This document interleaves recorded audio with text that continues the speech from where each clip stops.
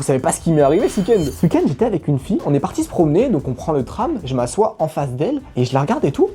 Et je sais pas, genre, je commence à fouiller mes poches et tout. Je fais, waouh, attends, on a oublié quelque chose à la maison. Je fais, bah, ah bon, on a oublié quoi, ton téléphone et tout. Je fais, non, mon téléphone, je l'ai. Elle me dit, bah non, t'as pris ta carte bancaire pour tout me payer. Je lui dis, ouais, t'inquiète, ouais, bien sûr. Je dis, ah non, on a oublié un truc bien plus important.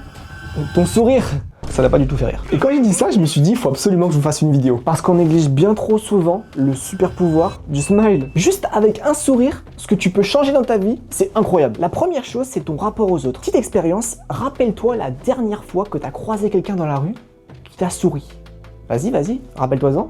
Bah non, tu te rappelles pas parce que personne ne te sourit jamais dans la rue. Encore plus à Paris. Tu te promènes, t'as passé une mauvaise journée, tu vois quelqu'un qui te sourit. C'est incroyable, tu passes un trop bon moment. Mais il y a quelque chose de bien plus important encore parce que là, on parle des autres. En vrai, on s'en fout un peu des autres. L'impact personnel du sourire, vous imaginez même pas. En fait, c'est un énorme cercle vicieux. De base, si tu ne souris pas, c'est qu'il y a une cause qui te fait pas sourire. Peut-être que tu penses à un truc qui t'est arrivé ou quoi. T'as une cause. Ok, voilà, elle est là. Sauf que du coup, cette causalité, elle va te créer une émotion négative. Cette émotion négative, elle va te créer quoi? Elle va te créer des pensées négatives. Ça en découle, logique. Cette pensée négative, elles vont induire quoi en toi? Elles vont induire une attitude négative. Donc, par exemple, un manque de sourire. Et ton attitude négative va t'amener à avoir des causes négatives. Par exemple, tu vas pas sourire aux gens, tu vas être désagréable avec la boulangère, elle va être encore plus désagréable avec toi, ça va te faire une cause encore plus négative, une émotion négative, une pensée négative, bref.